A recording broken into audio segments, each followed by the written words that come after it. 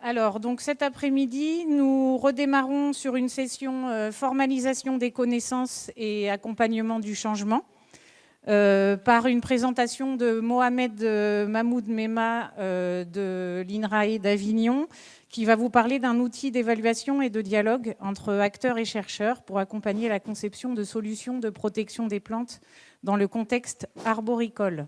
Mohamed, on te laisse la parole. Merci. Est-ce que ça bien, c'est bon. Les diapos ne sont pas encore là. Voilà. Bonjour à tout le monde, ici à Avignon et à Angers. Donc, je vais essayer de vous présenter, c'est un peu différent de ce que vous avez vu ce matin, c'est de la modélisation, c'est des outils. Et donc, Audace, c'est pour outils d'évaluation et de dialogue, pour les dialogues entre acteurs et décideurs. Donc, c'est pour accompagner la transition dans le contexte arboricole vers la réduction des pesticides. Il y a plusieurs collègues ici présents qui sont impliqués dans le projet. Je n'arrive pas à défiler. C'est bon? Comment est-il alors? Voilà. Donc, on part d'un diagnostic, en fait, dans l'appel de projet déjà été, qu'on connaît beaucoup de choses d'une manière assez dispersée et très peu finalement approfondie. On connaît beaucoup de leviers qui ont certainement chacun une efficacité partielle qui, une fois combinée avec d'autres, pourrait améliorer ou aider à réduire les pesticides. Et donc, on avait dans l'idée de créer, de collecter toutes les connaissances qu'on peut avoir, que ce soit dans la littérature, que ce soit des dires d'experts ou autres, dans un outil, d'abord sous forme de base de données, et puis qu'on mobilise plutôt les modèles qu'on a, des modèles de culture. Ici à Avignon, on en a à PSH, modèle Calitri, et des modèles des dégâts type IPSIM pour les prédictions des dégâts potentiels en verger. Et donc l'idée, c'est d'articuler ces des types de modèles, et les mettre ensemble pour, d'un côté, pouvoir jouer sur les leviers qui atténuent les dégâts, et de l'autre côté, prédire des performances des systèmes. C'est ce que vous voyez dans la bloc en haut. Et donc après, une fois qu'on a ce couplage, pouvoir explorer le tout avec des méthodes de machine learning ou d'optimisation, ce que vous voulez. Et une fois qu'on a bien exploré ça avec, bien sûr, en essayant de répondre à des attentes de nos décideurs, selon leur profil, selon leurs contraintes et objectifs, qu'on puisse après leur proposer un outil qui soit mobilisable pour réduire les pesticides. Voilà.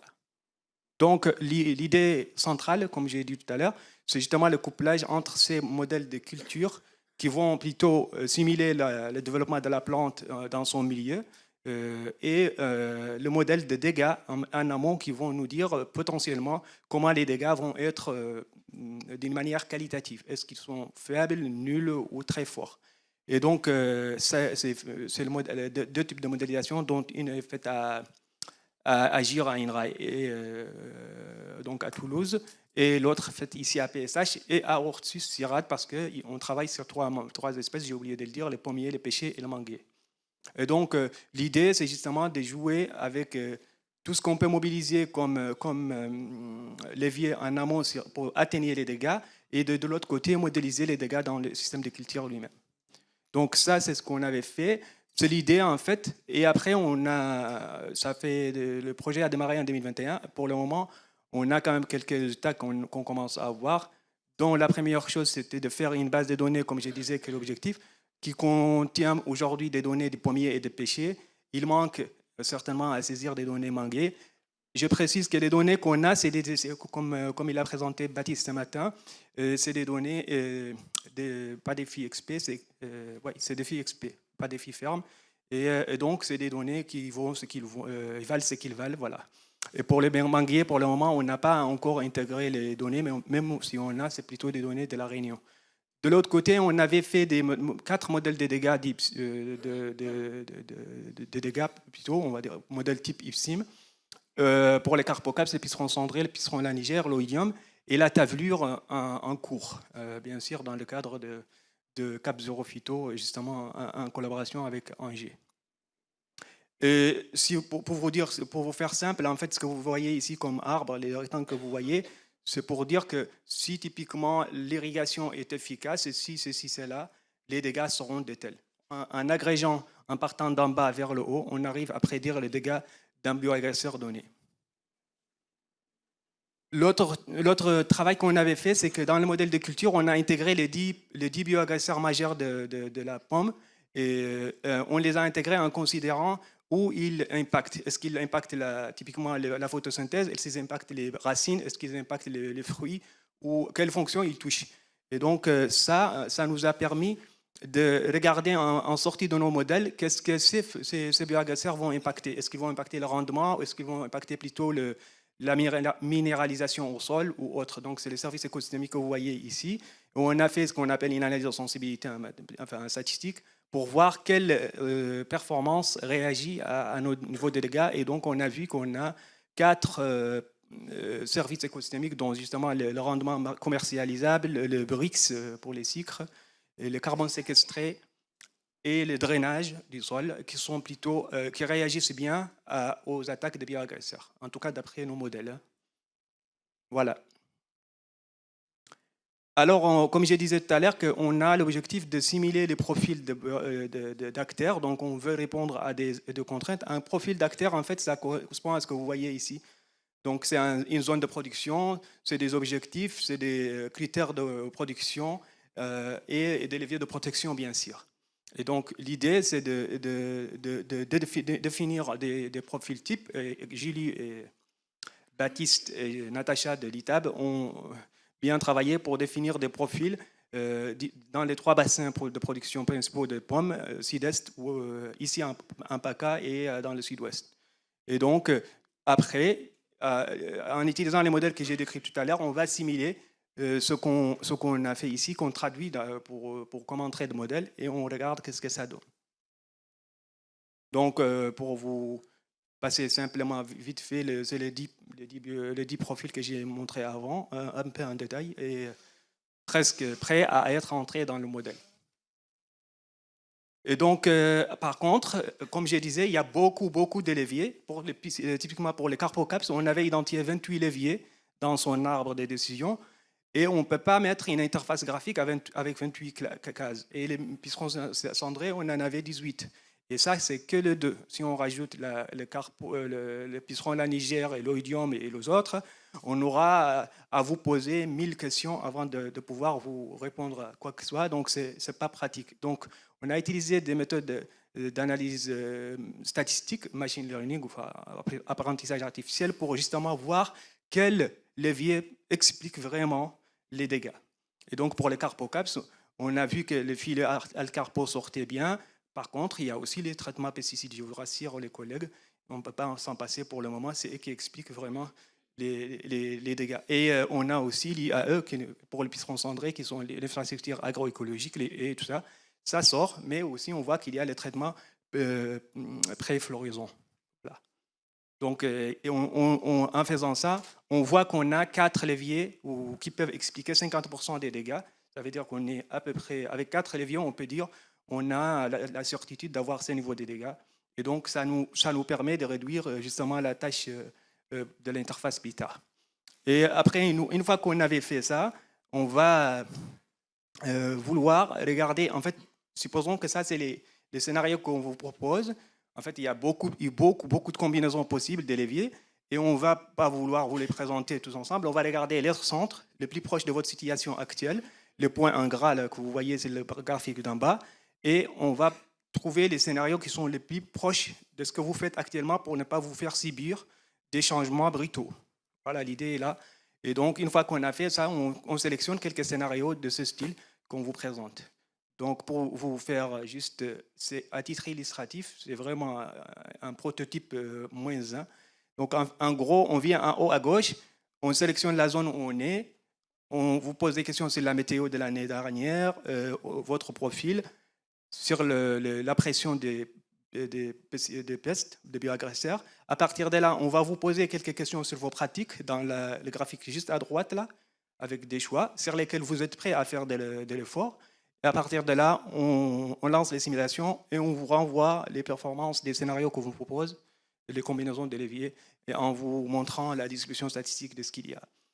Bien sûr, il y a le rendement, enfin, ce que vous voyez comme le pognon, et au milieu, le sucre, et après, d'autres services. Donc, ce n'est pas fini. Il manque beaucoup de choses. Ouais, j'arrive à la fin. Il manque beaucoup de choses. Il manque des données parce qu'en fait, on était parti sur 3 espèces. Là, on a fait c'est le pommier à peu près. Et donc, on a fait le pommier dans les CIDES parce qu'on n'a pas pour le modèle. Le modèle, pour le faire tourner, il faut un sol, il faut un environnement, il faut une station météo. Pour le moment, comme j'ai demandé tout à l'heure à Claude de l'atelier à côté, c'est pour le sol. En fait, on manque des données de sol.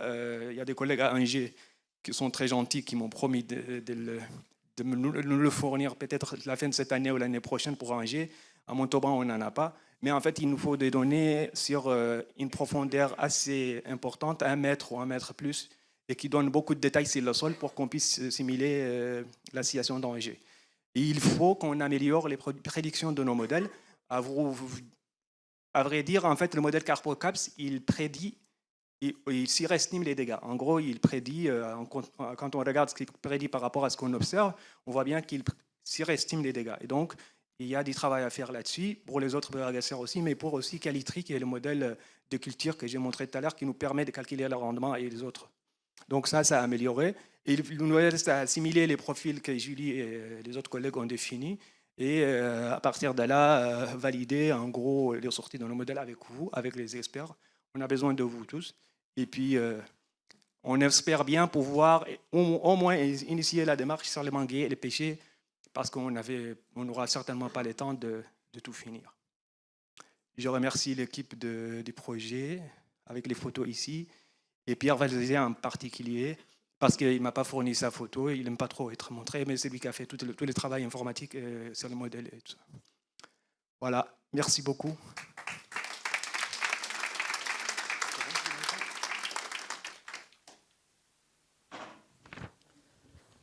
Merci Mohamed.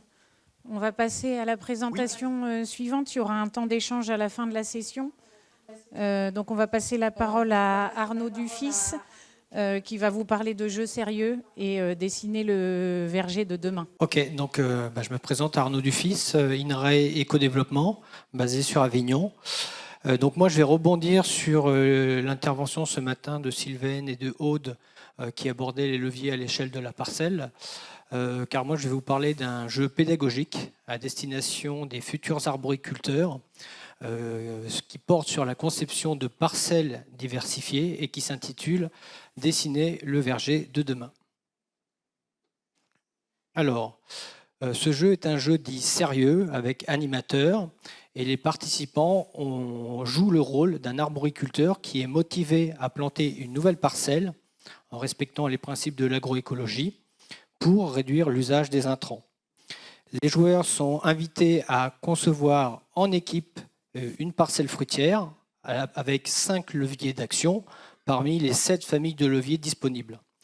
En termes de famille, il y a la diversification des espèces fruitières, implanter des espèces végétales buissonnantes, faire pâturer des animaux ou installer des nichoirs. Et les joueurs devront aussi prendre en compte les 6 critères qui serviront à l'évaluation finale de leur verger, comme la charge de travail, la production en diversité et en quantité, la restauration de la biodiversité au sens large, l'économie potentielle d'intrants, le coût de mise en œuvre et les régulations naturelles.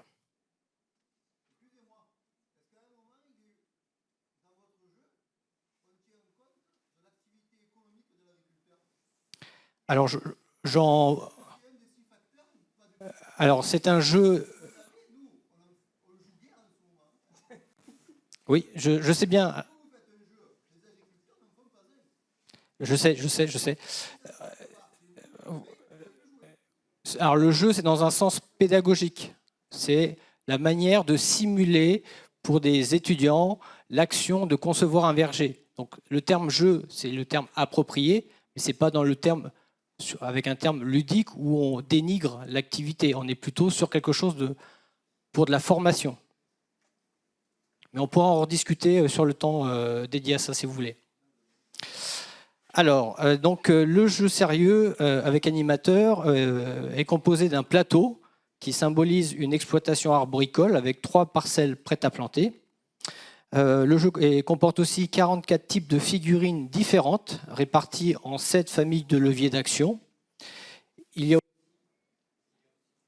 y a aussi, c'est bon. Il y a aussi une fiche action possible et documentation qui est indispensable aux joueurs pour qu'ils puissent construire leur stratégie de conception de parcelles. Vous trouverez aussi un poster avec tous les leviers pour faciliter le choix des figurines. Donc vous l'avez à l'écran à droite. Un deuxième poster qui présente les grands types de vergers et les principales caractéristiques des familles de leviers pour pouvoir faire des choix. Et il y a un petit fichier Excel qui permet de saisir les choix des joueurs et permettre de faire un bilan au terme de la séance de jeu par l'animateur. Alors, pour en venir un peu plus précisément sur le déroulé d'une séance de jeu, elle a été pensée pour ne pas dépasser 2 heures en lien avec les plannings d'enseignement.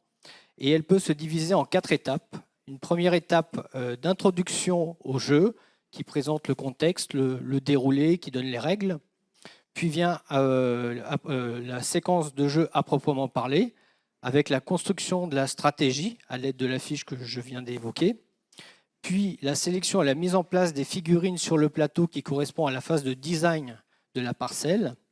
Et après une pause vient le temps du débriefing, le temps du bilan, où il y a un décompte des points par critère en fonction des choix des joueurs.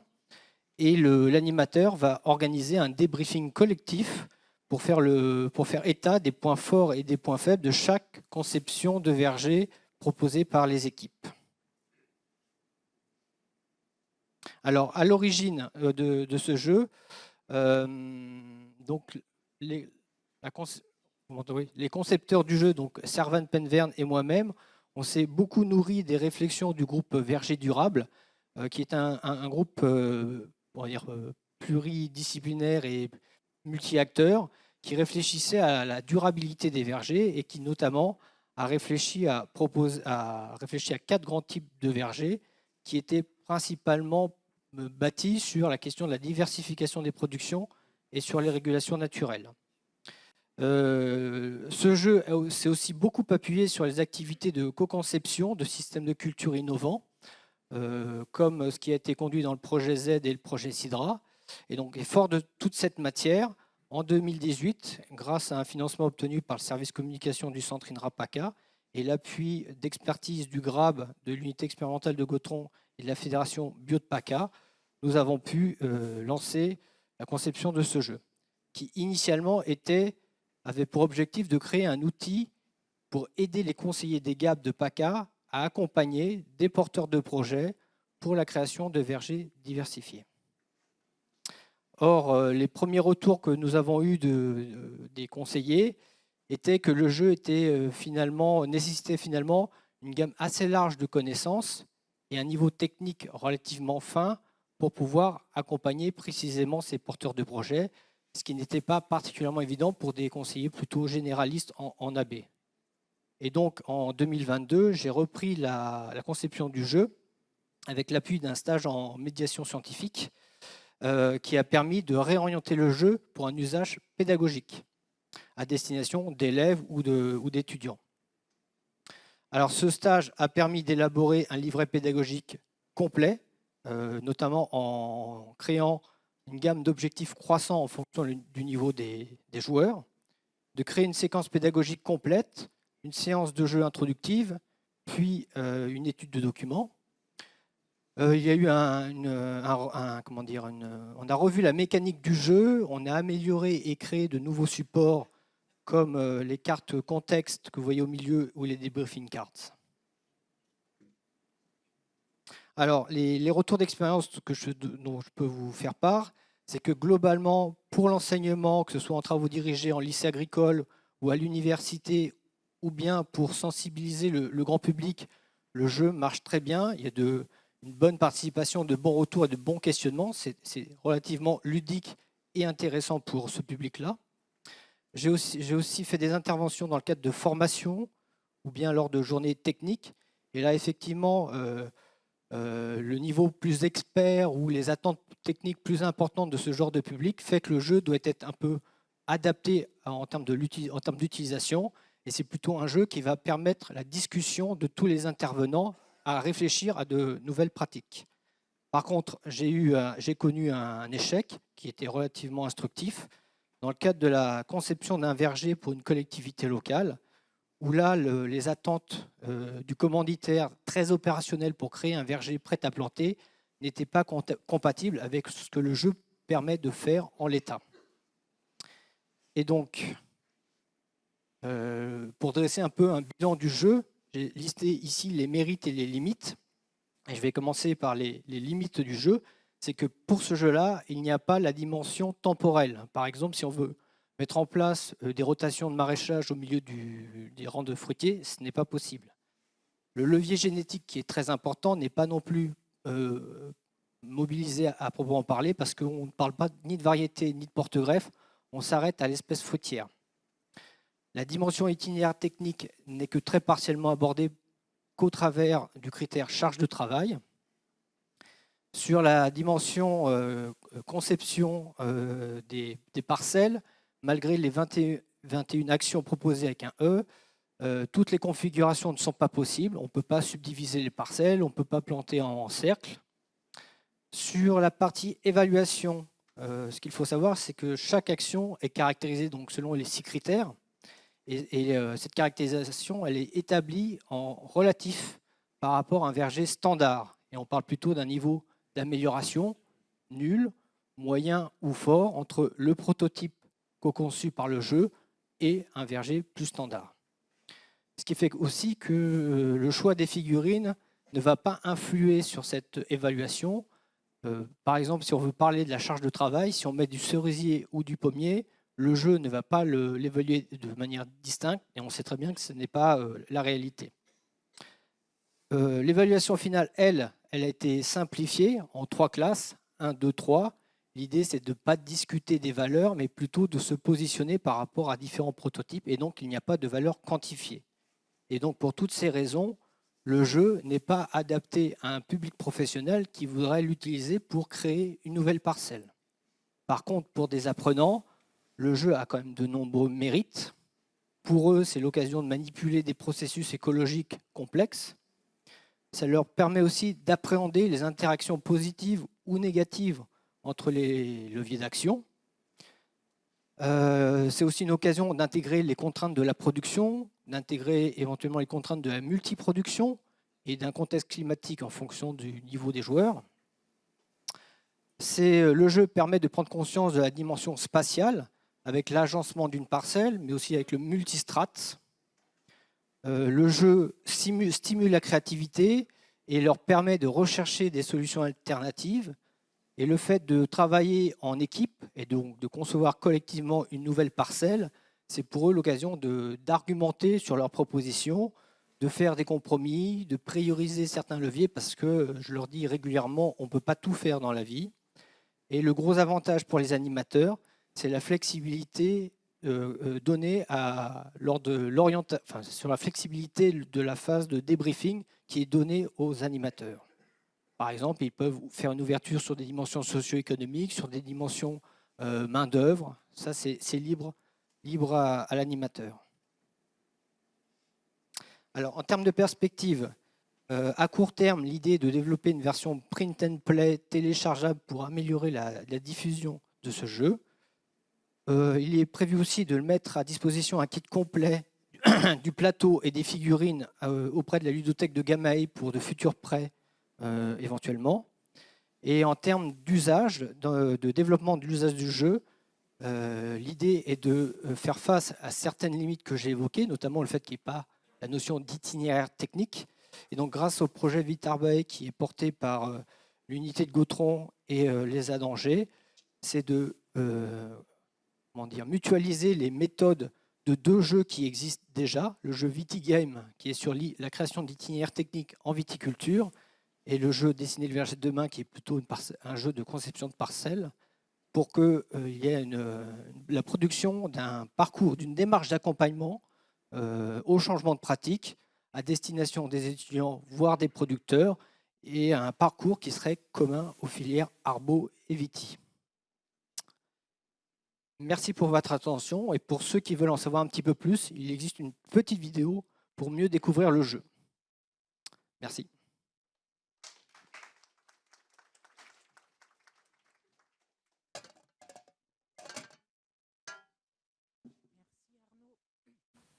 On va poursuivre sur l'accompagnement au changement, justement, avec Jean-Michel Montagnon de la Chambre d'agriculture départementale des Bouches-du-Rhône, qui va vous parler d'accompagnement des agriculteurs dans le cadre de défis Arbo. Bonjour. Donc oui, moi j'ai 2 métiers. Je suis conseiller, je m'occupe de la culture de l'amandier. Je fais du conseil aux producteurs, je fais des formations et des programmes de recherche aussi. Et l'autre partie de mon activité, c'est le métier d'ingénieur territorial dans le cadre du projet Ecophyto Défi, que vous connaissez, en tout cas j'espère que vous le connaissez. Donc je vais vous présenter, pour une fois, pour moi c'est un peu nouveau parce que je présente plutôt des sujets techniques d'habitude, mais là je pense que c'est aussi intéressant de montrer comment les agriculteurs, dans le cadre du réseau Défi bien précisément, sont accompagnés par les ingénieurs réseau. Comme ça ? Ok. Donc 2 mots sur le réseau Défi quand même. Bon, je pense que vous le connaissez. C'est un réseau qui est né à partir d'une réflexion européenne et qui a publié une directive qui s'appelle la 2928. Et cette directive imposait à chaque État de mettre en place un plan de réduction de ces pesticides. Donc la France a choisi le plan Ecophyto. Et j'aime bien la phrase qui est écrite parce que le principal défi est de diminuer le recours aux produits phyto, mais la fin de la phrase est importante quand même, hein, tout en assurant un niveau de production agricole élevé en quantité et en qualité. Ça veut bien dire que le plan Ecophyto, c'est pas réduisez vos phytos, c'est on va essayer de trouver des solutions pour que vous puissiez réduire vos phytos tout en maintenant la rentabilité des parcelles. Cette dimension économique, elle est parfois oubliée quand on parle de défis, mais il faut jamais, nous, on l'oublie pas, et il faut que les gens puissent continuer à bien vivre de leur parcelle. Donc dans ce cadre-là, on va mutualiser les données, les références, ce qui va être fait sur le terrain. Et c'est comme ça que Défi est né, avec un réseau ferme. Donc ce sont des groupes d'agriculteurs, de 10 à 12 à peu près, qui sont répartis sur toutes les filières. Baptiste en a parlé ce matin longuement, donc je ne vais pas détailler plus. Et puis un réseau d'expérimentation qui est parallèle et qui permet d'apporter de l'information, des nouvelles techniques alternatives qui vont être prioritairement mise en place dans les réseaux fermes. Le réseau Défi, donc, pour moi, au centre du réseau Défi, ce sont les agriculteurs qui en sont les membres. C'est peut-être ma vision perso, mais je pense qu'on doit beaucoup à ces gens-là, parce qu'ils mettent en place chez eux des nouvelles stratégies, ils sont très dynamiques, très entreprenants, et ils apportent beaucoup d'informations aux autres agriculteurs de leur secteur. Donc je tiens toujours à les remercier pour leur implication parce que sans eux, sans ces agriculteurs qui s'engagent, on n'aurait pas ce réseau et on n'aurait pas les informations de réduction des intrants phytosanitaires. Donc en France, on a 178 groupes d'agriculteurs et entre 10 et, alors là où il y en a le plus, c'est 14, mais en gros, c'est une moyenne de 12 agriculteurs par groupe et ils sont tous réunis autour d'une culture qui les fédère. Par exemple, on a des agriculteurs qui sont sur le pêcher, d'autres qui sont sur l'abricotier, d'autres qui sont sur les grandes cultures. Voilà, donc ils travaillent tous la même culture et dans un secteur assez fermé, quoi. Ils sont pas éloignés les uns des autres. Donc pour chacun de ces groupes, il y a un ingénieur réseau, et c'est cet ingénieur réseau dont je vais vous parler pour l'accompagnement. Donc donc s'il y a 178 groupes, il y a 178 ingénieurs réseau. Et ils sont coordonnés par un ingénieur territorial, donc ça c'est mon métier, moi je m'occupe d'arboriculture, mais j'ai des équivalents sur les autres filières. Tout ça est coordonné au niveau national par ce qu'on appelle la cellule d'animation nationale. Et puis il y a parallèlement le fameux groupe, le réseau expérimentation, on l'appelle XP, avec des porteurs de projets, des responsables de sites qui mettent en place des essais pour trouver des solutions qui seront appliquées ensuite chez les producteurs. Alors, qu'est-ce que ça veut dire? On m'a donné un peu ce défi de vous parler du mot accompagner, du mot accompagnement, comment les agris des groupes fermes sont accompagnés. Donc, le mot accompagner vient du latin, c'est celui qui mange le pain avec. Mais quand on a dit ça, je ne savais pas trop quoi en faire. Et puis, je me suis retourné quand même vers la façon dont nous, on considère l'accompagnement. L'accompagnement, c'est pas prendre la main des gens, c'est surtout les écouter, écouter leur histoire, écouter leurs problèmes, leurs refus aussi, et essayer avec eux, c'est super important, de trouver des solutions. La personne, elle est vraiment considérée. On ne va pas lui imposer des choses, on ne va pas lui dire il faut faire ça, ça et ça. On va travailler avec elle pour ensemble trouver des solutions.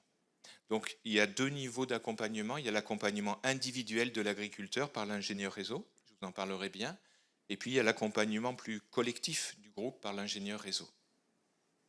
Voilà. Donc c'est écouter, parce que la première des choses, c'est se taire et puis écouter ce que les gens ont à dire. Et ensuite essayer de favoriser l'émergence de solutions et les mettre en place, parce qu'il y a un côté opérationnel chez Défi, ce n'est pas de la théorie, c'est qu'on va le mettre en place chez des producteurs. Donc les objectifs, c'est le grand mot, co-construire, ça veut dire que là vous avez donc une ingénieure réseau, un agriculteur, ils se retrouvent régulièrement pour essayer de trouver une stratégie, le mot est important.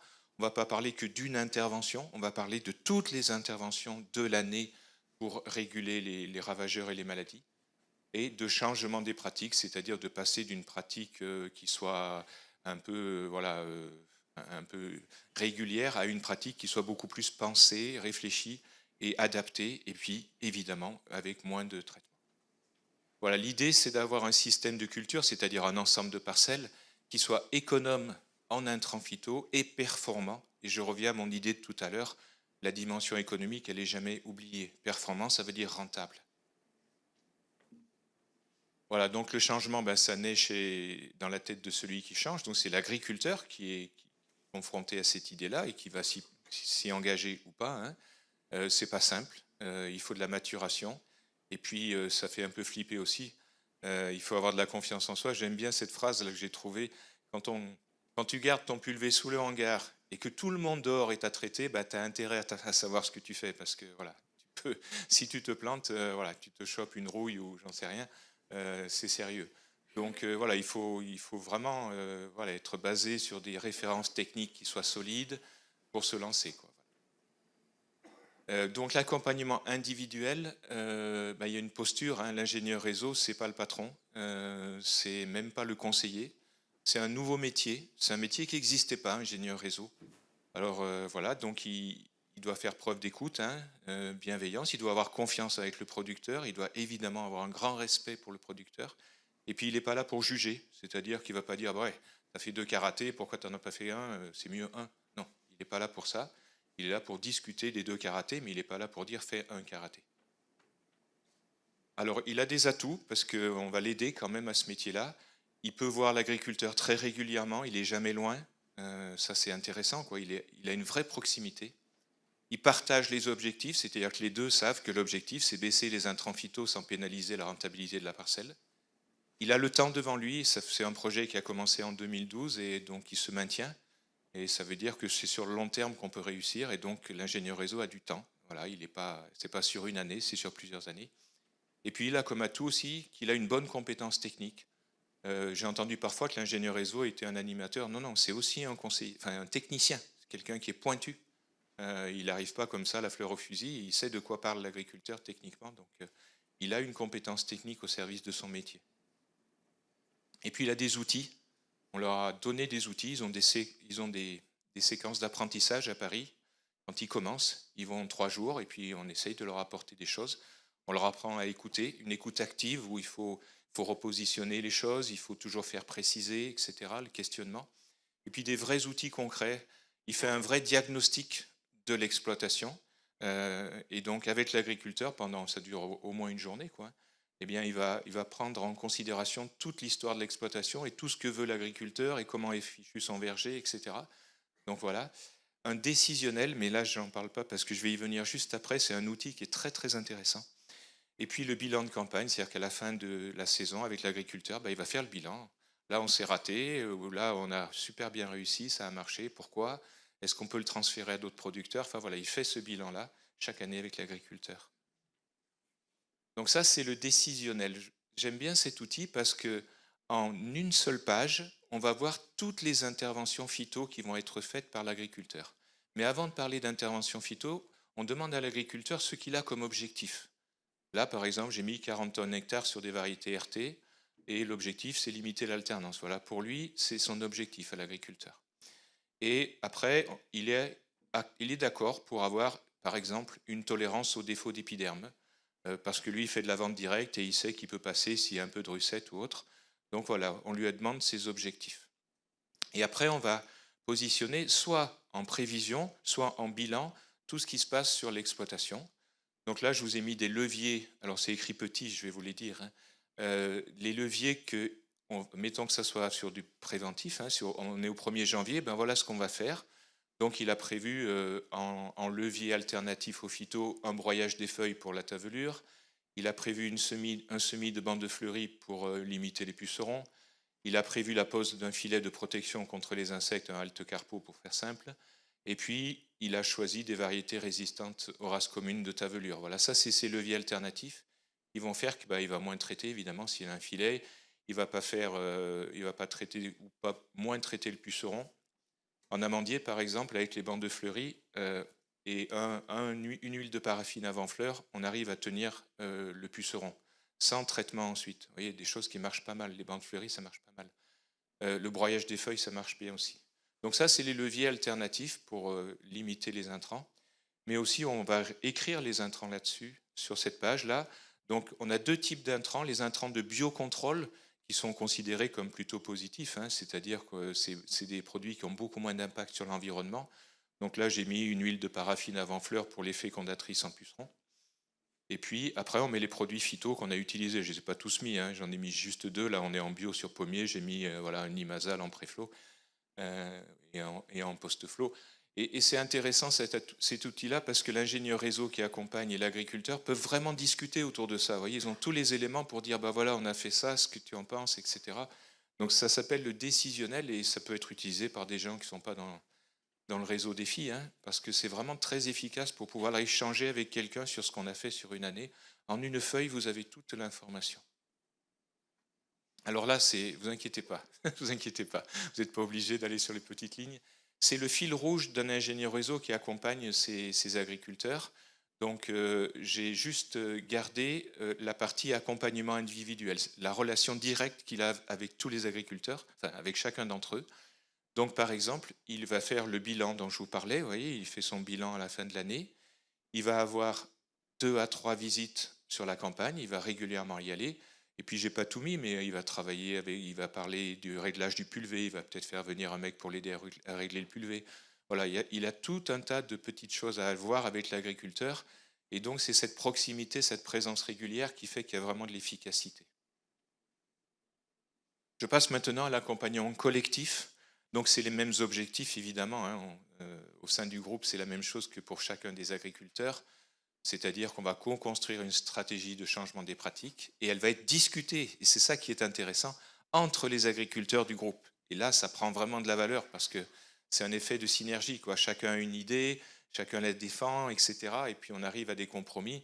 Et c'est parce que c'est des agriculteurs qui parlent à d'autres agriculteurs que ça fonctionne bien, quoi. Les gens ont le même langage, le même historique, la même culture. Et là, vraiment, on avance bien, quoi. Et l'ingénieur réseau, il va aider à l'émergence de ces idées-là, il va favoriser le dialogue des agriculteurs du groupe. Voilà. En plus, par rapport au groupe, il y a une autre mission qui est très importante, c'est que le groupe est aussi considéré comme porteur d'un message auprès des autres agriculteurs de son secteur. Ce sont un peu des ambassadeurs, c'est-à-dire qu'ils sont là et ils vont faire des choses innovantes, ça va marcher ou ça ne va pas marcher, et ils vont le faire savoir. C'est-à-dire que l'ingénieur réseau va organiser des visites chez eux, des démonstrations, et tout le voisinage ou toute la région peut venir et voir comment ça se passe. Et là, c'est intéressant parce que ce n'est pas du baratin. On va voir des arbres et on va voir si ça a fonctionné ou pas, les stratégies.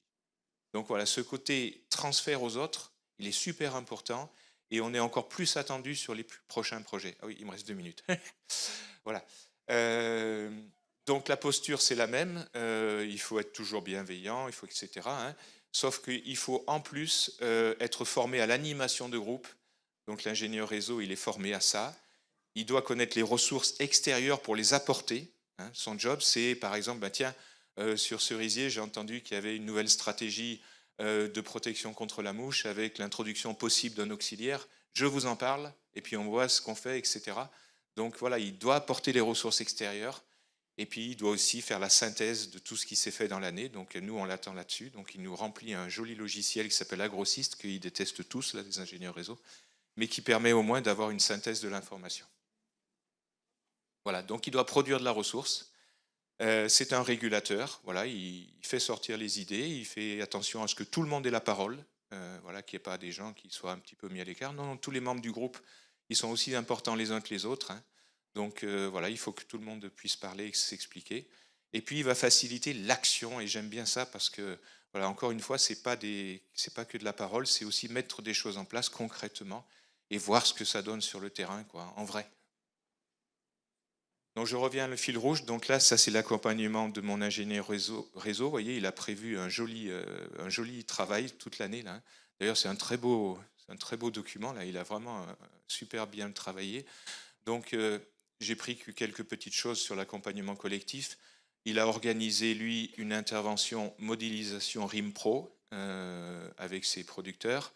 Il a travaillé sur une démonstration de désherbage thermique. Il a travaillé sur la lecture d'un profil de sol avec ses agriculteurs, parce que la vigueur des arbres, ça compte aussi dans la protection contre les bioagresseurs. Il a fait venir un expert sur la conduite des arbres. Ouais, il a organisé pas mal de choses, ça c'est bien. Et puis il a fait d'autres petites choses plus légères, enfin légères, non, mais plus faciles en tout cas. Il a organisé des réunions téléphoniques hebdomadaires pendant la saison cruciale là, de mars à juillet. Quand on est bien ennuyé par tous les bioagresseurs, et bien, tous les producteurs, ils s'appellent régulièrement. Et il y a une réunion WhatsApp quoi, hein, tous les lundis pour faire un peu le point là où ils en sont. Voilà, toi, tu en es où sur Carpeaux, tu en es où sur Tordeuse, etc. Et ça, c'est vachement enrichissant parce que du coup, les gens, ben voilà, ils peuvent se motiver, s'apprendre, etc. Et puis, voilà, ça, c'est le groupe WhatsApp. Voilà, ils ont monté un groupe WhatsApp. Moi, je trouve que c'est très chouette, ça. Voilà. Et puis, il y a aussi une réunion collective en bilan de campagne où là, justement, ça échange sérieux et ça avance bien pour savoir comment s'est passée la campagne et ce qu'on va mettre en place sur les années suivantes. Voilà.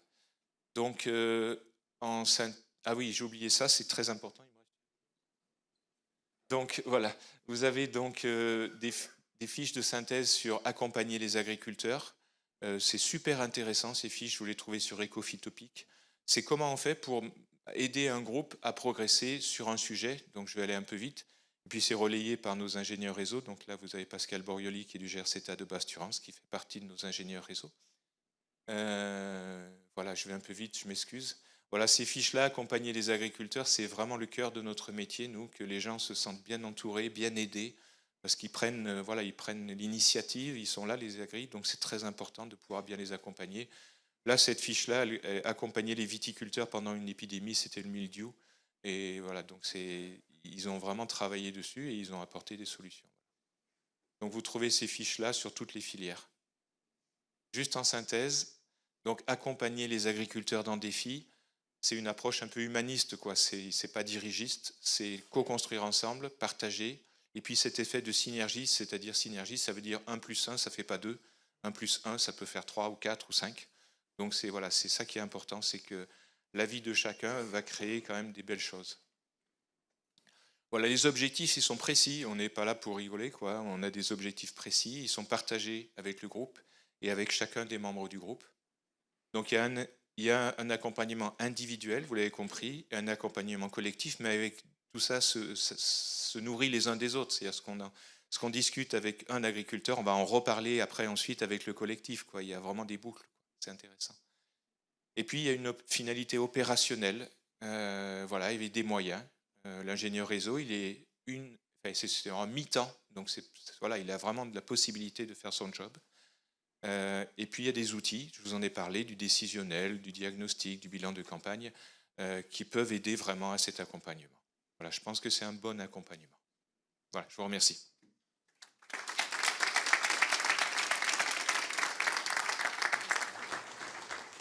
Merci Jean-Michel, Arnaud et Mohamed. On va passer à un temps de questions à Angers.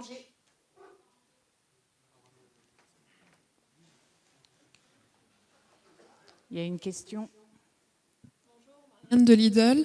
Ça serait une question pour Jean-Michel. Donc, je partage tout à fait l'intérêt de l'ingénieur réseau et j'ai pu le pratiquer dans une vie ancienne. Peut-être que tu pourrais revenir aussi sur les freins que peut rencontrer un ingénieur réseau. C'est une question qu'on va me poser après, donc je te la pose aussi, Jean-Michel. Les freins, ça serait s'il manquait d'humilité. Voilà. Mais je pense que ce n'est pas le cas.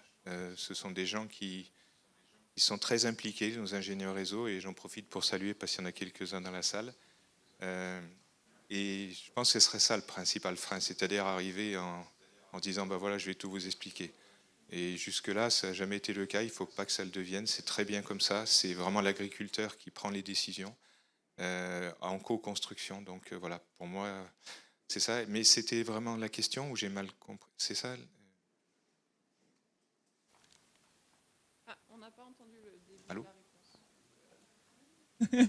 Mais par exemple, peut-être un frein que j'ai entendu dans la campagne, c'est que c'est souvent des gens jeunes qui sont ingénieurs réseau et qui n'ont peut-être pas toutes les clés à aborder pour aborder le sujet. Ce sont des gens jeunes et etc. parfois je suis surpris parce que je me dis ils sont trop jeunes. Enfin voilà, ça va être. Eh ben non, on a des gens qui sont jeunes et qui sont vraiment chouettes. Donc ce qu'il faut, c'est que ils s'impliquent vraiment, qu'ils aient la foi dans leur métier, et l'âge n'a plus d'importance, quoi. On est là pour leur apporter, nous, l'information. On organise des séminaires pour justement qu'ils aient une bonne information technique, qu'ils aient une bonne information sur leur métier. Ça, c'est la force du réseau, ça, donc c'est bien. Et le fait qu'ils soient jeunes, finalement, c'est pas grave. Ils apprennent, et puis, comme je disais, tant qu'ils ont l'humilité et l'envie d'apprendre, ils vont faire des bons ingénieurs réseau et on les aidera. Voilà. Donc la jeunesse, c'est pas un problème, quoi. Est-ce qu'il y a d'autres questions à Angers?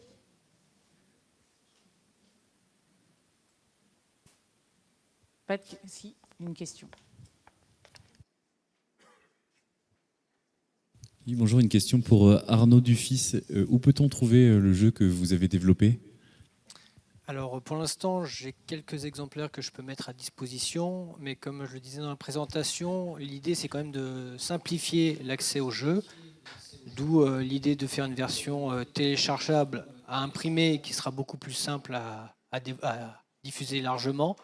Et via la plateforme Gamay, donc je ne vais peut-être pas trop préciser, une plateforme logistique basée sur Clermont, qui est une structure qui travaille principalement sur les jeux sérieux, autour de l'accompagnement au développement, sur la mise en place de ressources pour éventuellement créer un jeu sérieux et une ludothèque pour pouvoir diffuser et mettre à disposition ces jeux. Il y aura un exemplaire qui sera mis à disposition dans ce cadre-là. Alors, on n'a pas entendu le tout début de la réponse à Angers.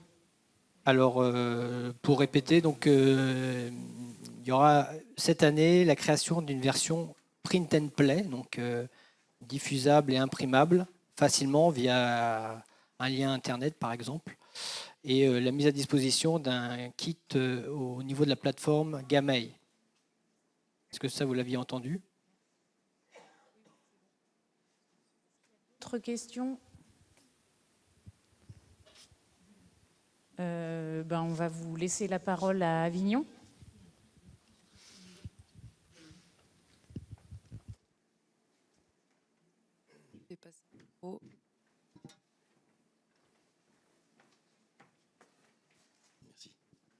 Oui, bonjour, merci.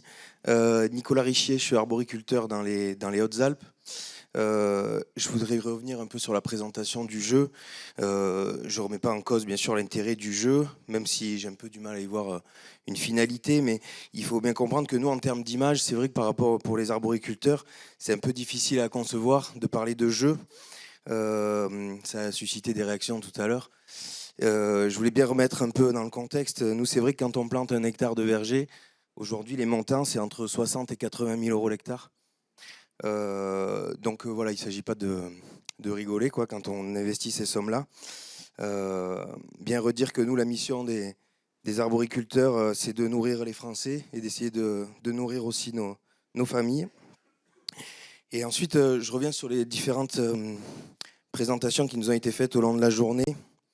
C'est vrai qu'on a un peu la sensation que les travaux que vous menez à l'INRA, c'est des travaux sur un avenir qui nous paraît pour nous des fois très lointain.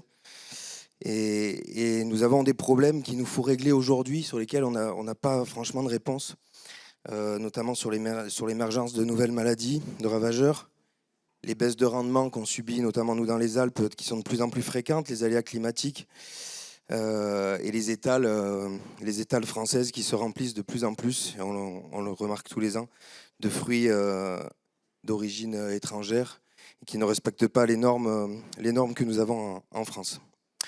Et voilà, je voulais tout simplement finir dire en conclusion que pour qu'il y ait un avenir dans l'arboriculture, il faut que le présent existe. Voilà. Merci.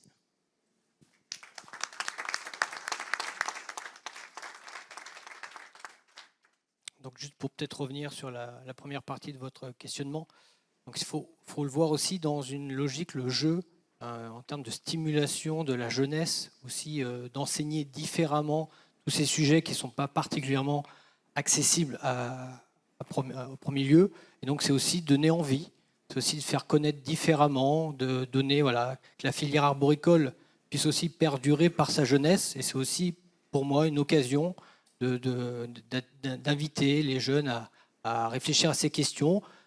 Je ne dis pas qu'il n'y a que ça qui est important dans la filière arboricole, mais c'est une manière aussi de faire passer des messages un peu différents et donc d'avoir un lien un peu plus direct entre la recherche avec l'enseignement, la formation. C'est aussi ça notre activité, c'est aussi de pouvoir transmettre des connaissances. Et donc là, sur une forme c'est sûr qui peut perturber, mais c'est aussi une relation plus directe avec les futurs arboriculteurs si possible.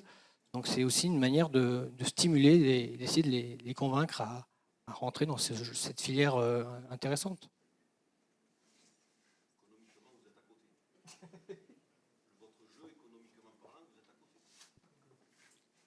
Bonjour Monsieur Curel, arboriculteur dans le Vaucluse. Votre jeu, il est à côté de la plaque. Enfin, moi je suis désolé, mais vous essayez de formater des jeunes à des choses où ils vont dans le mur, quoi. À mon sens, à aujourd'hui, parce qu'on n'a pas les outils de recherche qui sont suffisamment aboutis pour produire dans le sens du jeu. C'est tout. Alors, ensuite, j'ai autre chose sur le défi. Là, par contre, on a les pieds sur terre, on a la main dans la main, parce que les agriculteurs, les arboriculteurs en place sont au centre du jeu. Vos agriculteurs, vous dans votre jeu, les agriculteurs ne sont pas au centre de votre jeu. C'est tout. Merci. Et sur la dimension enseignement, est-ce que vous percevez que ça peut être un moyen d'intégrer ces questions et qui n'a pas l'ambition de couvrir toutes les problématiques de la filière que vous vivez, la concurrence internationale, la main-d'œuvre, ça n'a pas cette ambition, mais c'est un petit aspect qui est illustré à travers un objet différent, je le comprends, mais qui permet d'initier ces réflexions, d'ouvrir un peu ces éléments qui sont insuffisants en tant que tels. J'essaie de le dire, je l'ai peut-être mal dit dans ma présentation, mais ce n'est pas une finalité en tant que telle.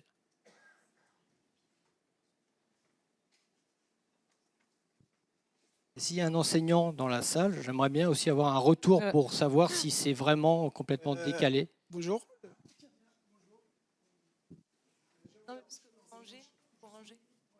D'accord.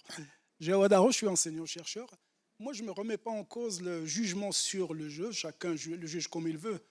Ce qui m'a embêté, les dernières interventions, moi, ça ne me dérange pas. Ce qui me dérange, c'est quand quelqu'un passe devant pour présenter. Déjà, il est en état de stress parce que ce n'est pas évident à présenter. Et quelqu'un l'interrompt au milieu avant même d'attendre la fin. Si ça se trouve, il a dit un mot qui ne nous semble pas approprié, mais en l'écoutant jusqu'à la fin, on peut changer d'avis. J'aime bien que les gens présentent d'abord et après on intervient, on n'interrompt pas les gens au milieu. Excusez-moi.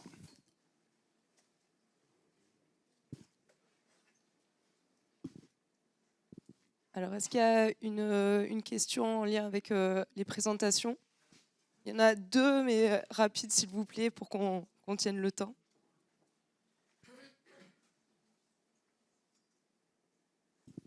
Merci. Bertrand Bourgoin, DGAL, sous-direction de la protection des végétaux. Jean-Michel, est-ce que tu peux nous repréciser rapidement, qui dit aujourd'hui réduction de produits phyto, dit quelque part, hein, on l'a bien compris depuis ce matin évidemment, prise de risque. Donc par rapport au réseau défi, hein, c'est des choses qui ont déjà été abordées sur un certain nombre de réunions nationales, est-ce que tu peux rapidement nous repréciser un petit peu ce qu'il en est en termes de couverture financière, hein, puisqu'en fait on prend un risque financier aujourd'hui. Donc, qu'est-ce qui se passe sur les réseaux, les recours potentiels, etc. Qu'est-ce qui peut se passer? Comment ça se gère? C'est l'exploitant qui met en place et qui assure le changement des pratiques. Il en est l'acteur, le responsable. C'est quelque chose qui lui donne aussi, comment dire, vraiment, c'est son travail, quoi. Et je pense qu'ils en sont satisfaits, puisque par exemple, quand il y a eu le renouvellement, là, il y avait 4 groupes fermes sur la Provence, et les 4 groupes ont recommencé. C'est-à-dire que si les agriculteurs à l'intérieur, ils avaient perdu de l'argent, étaient mécontents, évidemment, ils ne seraient pas retournés. Donc je pense qu'on arrive quand même à avoir une bonne maîtrise de l'élément économique pour pas que ces gens-là soient pénalisés. Et s'ils sont revenus, c'est qu'ils ne le sont pas, quoi. Alors, il y a encore des questions dans la salle à Avignon, mais peut-être juste s'il y a une question sur le chat étudiant. Non, il n'y a pas de questions sur le chat étudiant. Bon, alors on Donc, prend juste une dernière question. Une dernière question à Avignon. Oui. Oui, bonjour, Fanny Vernier, conseillère oléicole arboricole à la Chambre du Var. Je suis ingénieure réseau aussi à mi-temps avec un groupe Défi Olive, le seul en France, hein, sachez-le. Il n'y a pas que la cerise qui est en solitude. Simplement, en fait, là, parce que du coup, Jean-Michel présente le réseau, on a entendu parler du réseau Défi ce matin.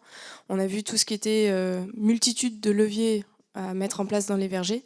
Et pour faire un peu le lien, du coup, avec le jeu, je pense, à mon avis, qu'on a plusieurs outils, que ce soit la recherche, le développement, le conseil, la pédagogie, on va dire ludique. En fait, il faut voir ça comme des cartes et différentes manières d'aborder le sujet par toutes les entrées possibles pour avancer et pour faire face à un contexte général qui est le nôtre. Voilà, c'était juste une remarque en fait. Faut savoir que voilà, on est tous dans le même bateau et on a tous notre vision de la chose. Donc on peut avoir une vision producteur, on peut avoir une vision conseiller, on peut avoir une vision étudiant, on peut avoir une vision complètement administrative de la chose, très économique. Voilà, il faut savoir que tout le monde n'est pas Superman ou Superwoman à maîtriser absolument toutes les facettes. Et du coup, chaque moyen, chaque outil est bénéfique pour avancer sur le sujet.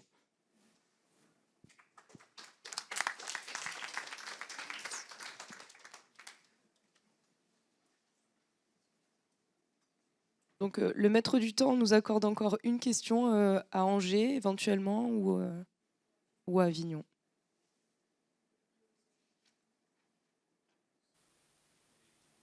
Est-ce qu'il y a une question à Angers? Une dernière question brûlante avant de passer à la session suivante.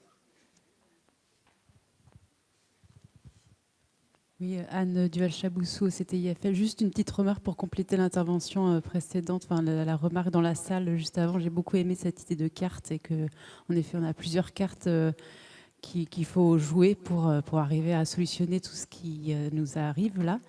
Mais il y a une carte qui n'a pas été beaucoup citée, c'est celle du commerce et des lois du commerce, et notamment sur l'aspect des fruits qui nous est demandé aujourd'hui. Et je pense que au niveau agronomique, on ne peut pas tout gérer. Et il faut aussi que la part des commerciaux et du marché gère une partie pour arriver à réduire les pesticides. Merci Anne pour ton intervention. On clôt cette session, on passe à la suivante.